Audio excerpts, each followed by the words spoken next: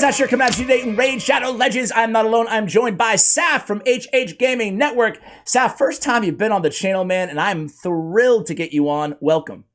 Thank you. It's been really cool. Thanks to I keep watching your videos. I remember back 3 years ago watching your videos along with Hell Hades. So it's kind of like a bit of a trip for me to be here finally. So thanks for having me on. Dude, it is my pleasure to have you on. I absolutely love your content. I've referenced you several times in the past here on the channel, and now I just DM'd you like 10 minutes ago, and I'm like, hey, instead of continuing to reference your videos, how about I just bring you on, man? So yeah. Before we get into like why is Artak bugged, broken, OP, like whatever you want to call it, right? Before I get into breaking down your last video and talking about his passive, why don't you start out just by kind of giving your thoughts on this free login legendary champion? Yeah, so if anyone has caught my content, they'll know that I was pretty, I wouldn't say negative. Well, maybe I am. I really do not like Ultimate Death Knight. You don't, dude. I really don't like him. The only area I disagree with you on, but I love, but I will say this though, man, and I told you this off air too, but one of the things I love most about you is like, you're not afraid to just hate on popular champions, which I really like. I really like that you just tell it how it is, how you think. So yeah, you don't like UDK, but you do like we don't Artak? like him. Yeah. We don't like UDK.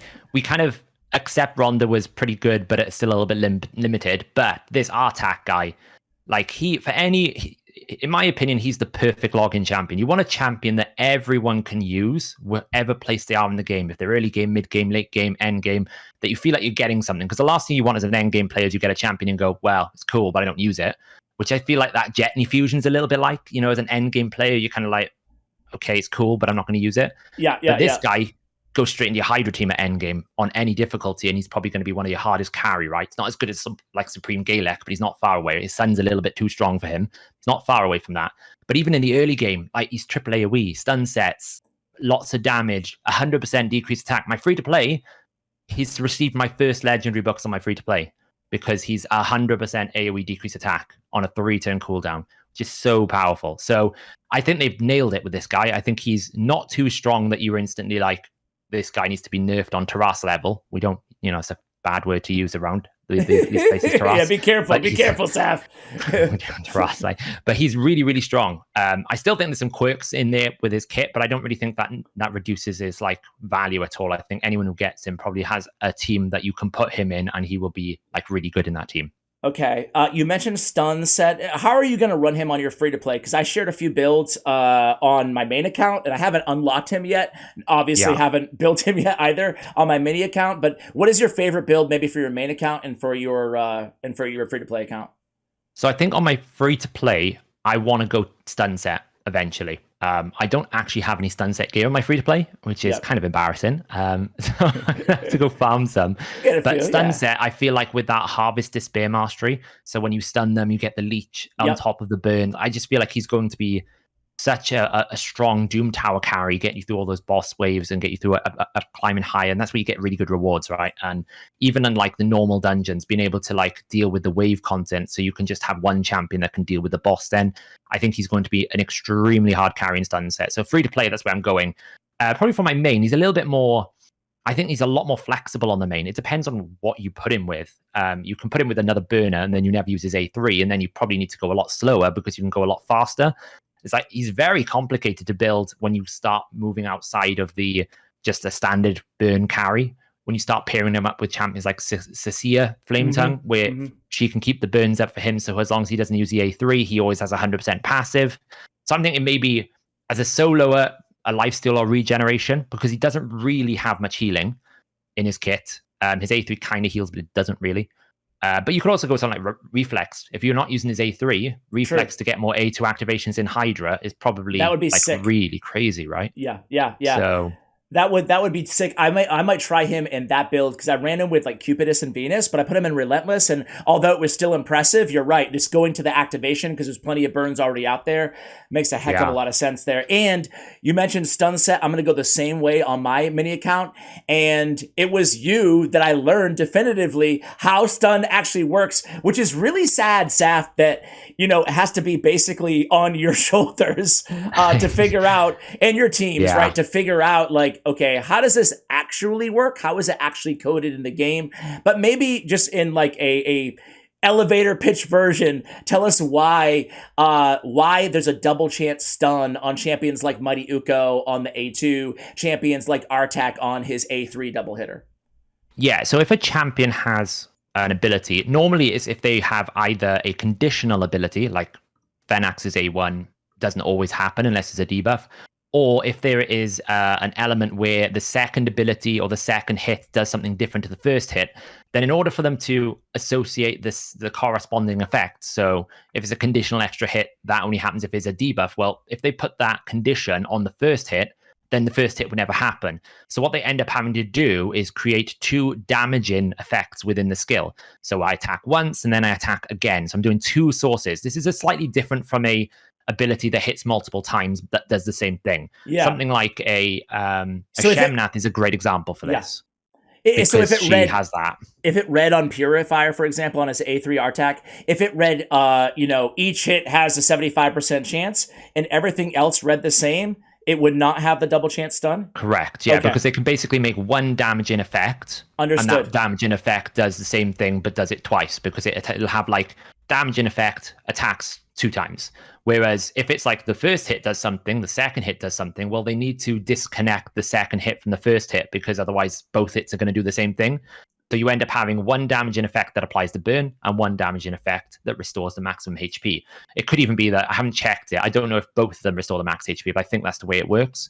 So in essence, because you have 2 damaging effects and the way that artifact sets are currently working, but it sounds like they're going to fix it in the next major update. So apologies to all the players who are using this mechanic. I do apologize. Yeah. Essentially, they were doing it not on skill usage, but on the time. It was basically on every single effect that dealt damage. So if you had 2 damaging effects, or something like a Shemnath A2, which has 3 damaging effects, every single one would have a chance to roll. Now, I did do extensive testing with this. Like, this took us hours, because we actually went in and did, like, I had a 6-star Boltsmith. Don't ask me why I had a 6-star Boltsmith, fully awakened. But I wanted to test if Phantom Touch could proc it, and that didn't seem to do that. So there's inconsistencies in there. But we did spend about 5 to 6 hours testing it, which is the chore.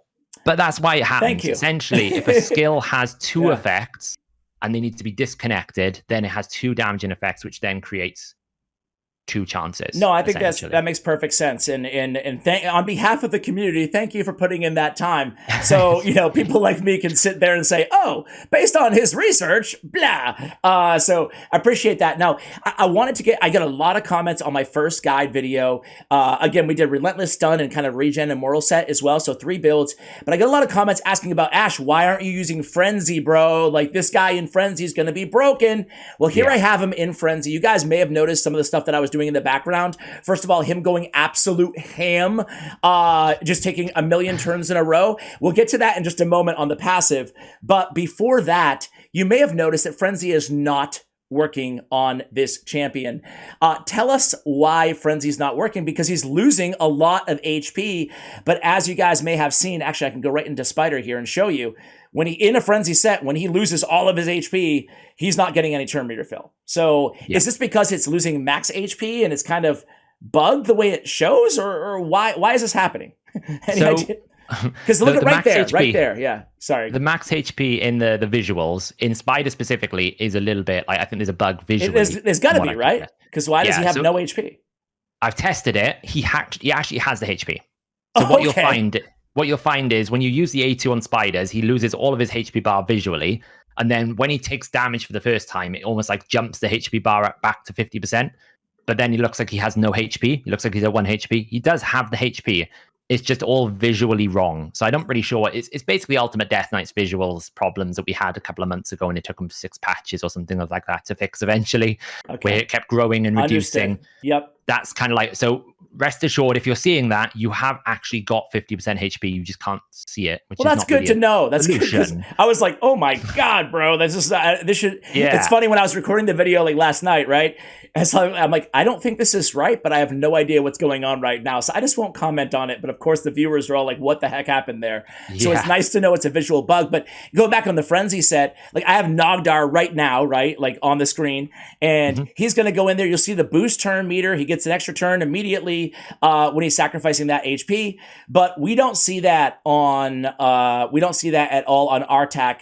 So that's why it is because it's this max HP, not actually sacrificing HP or taking damage. It's the miracle heal problem. So what I mean by that is the way that it works in terms of not just Frenzy, but Fury also. A couple of people in the community from my side have been asking about Fury set. Obviously, you gain, what is it, 50% damage when you lose HP or when you lower HP. The way that it calculates it, like Frenzy will only activate when you physically lose HP. So we're not talking max HP, because destroying your max HP doesn't actually cause you to take damage, even though you lose HP. You're not actually taking any damage. So in order for Frenzy to proc, it calculates as the quantity of health you've lost by that multiplier of, I think, 5% for every 10 HP, is it? Or the other way around, 10% for every 5 HP. I know half your HP bar is about a full turn, give or take. That's what I know it is. So because you're not physically taking damage when you destroy your max HP, you're not gaining any turn meter. So that's why when he gets attacked, it'll say boost turn meter, but when he destroys his HP, you don't see that. And I'm glad that was right on cue. Loss. Yeah, that was right on cue too, because I'm sure people can see the background boost turn meter. Like, what are you talking about? But that's when he's actually taking the damage from the boss in this case. So talk to us about the findings so far, your findings so far on this dude's passive. I mean, we've just watched him. He's in a Frenzy set that doesn't work right now in this build. And he has just taken like a million turns in a row. His turn meter is just like absolutely bonkers right now. In Minnow's Labyrinth, just as an example, it feels like he's getting way more than 100 speed right now. Break down what you found about his passive. Like, how is it working? And do you think it's intended to work this way? No, it's a bug. So I've done a video on this explaining exactly in full detail. I'm going to link that for all the viewers in the pinned comment and the description below as well. And it's probably a good place for me to say, I'm not calling for a nerf to the new free login champion, guys. Yes. I'm not the evil dictator. Put your spears I'm not trying to down. Yeah. It's like everyone's like, you're telling them to nerf. No, it's a bug. So the way that in my interpretation is passive, and you might have the same interpretation, you might have differently, is when I lose 1% of my HP, I gain 2 speed, which means I can only lose 50% of my max HP. So 50 times 2, the last time I did some basic math, was 100 speed. To my knowledge. So he should, when he's fully lost all his HP, and if I never use his A3, be running with bonus 100 speed on whatever speed he's running. And obviously, like, the speed buff would multiply that, I guess, by 1.3. Probably, right? Because he's gaining a bonus speed. That's my understanding of the way it works. This is how Razelvarg works. When he uses his A3, every time he places one of those buffs, he just adds 5 speed up until that 100, and it's just an additional stat. That's my understanding of how it should work. That's how I read it. What's actually happening, from what I've discovered, is it's a bit of the Fortis issue. When Fortis came out, he did no damage because they were multiplying, not adding. And this is the issue here in reverse. We should be adding 100 speed. We're actually multiplying by 100%. So if I'm running at 200 speed, I'm getting 200 speed back. If I'm running at 300 speed, I'm getting 300 speed back.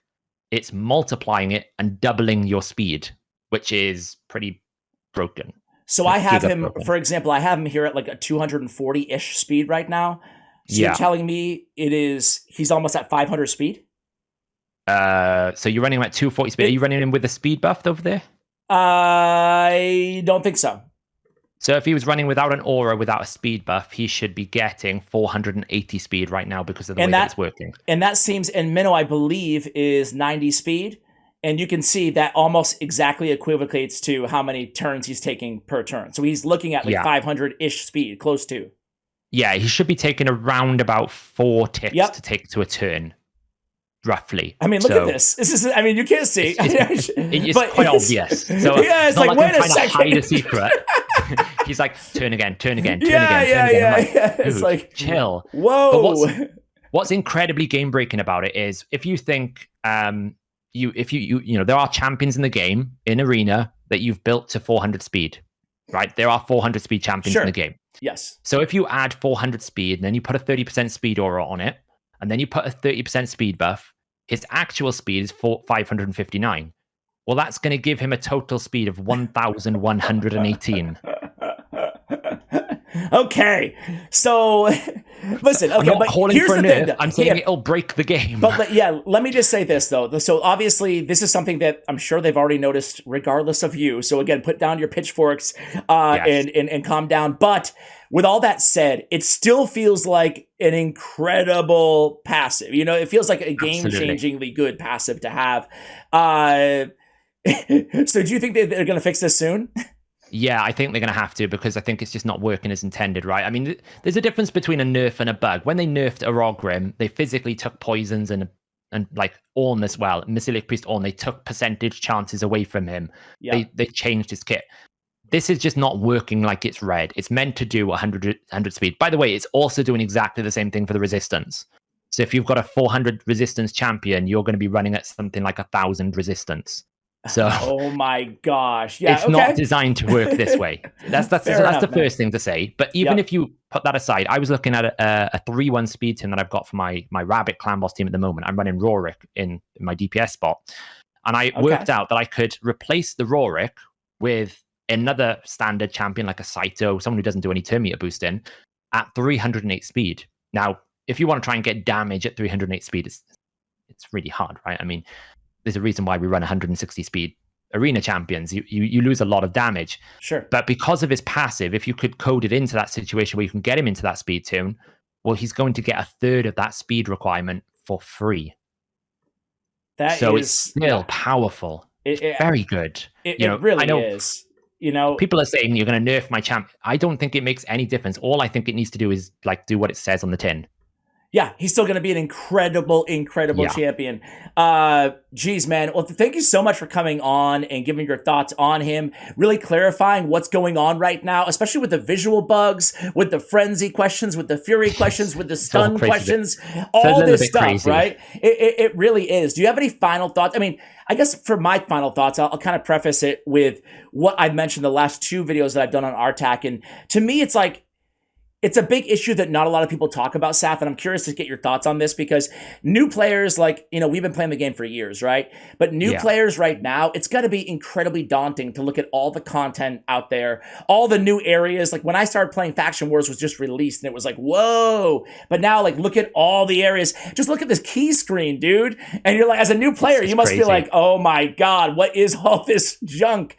But having a champion like Artak, you know, it doesn't solve all those issues, but it is like, in a way, a catch-up mechanic, because imagine having access to him, you know, a few years ago. It's not a direct, you know, correlation, but still, to me, it's like, it's a really awesome thing they're doing with these free champions. So do you look at it the same way in terms of like the dramatic effect that this champion can have on new accounts? Especially. Yeah, I think so. Like, I think what they really do a really bad job is introducing players to the game. Like, it's a topic that's been raised by a few creators where, you know, you go, oh, you've reached level 40, have a Hydra clan boss, and now you're at Sand Devil, and you're like, what? I've had, you know, I had a member of my community yesterday going, oh, how do I beat Hydra? And someone, I'm like, you shouldn't be in Hydra. Don't go there at the moment. You're not ready for it. Focus on your clan boss. And they're very good. Like, there's just way too much going on now, and there's not a lot of like, as you say, catch up mechanics. It's very hard. Even for an end game account for me, I'm in the situation where I've, you know, not really got many Void legendaries.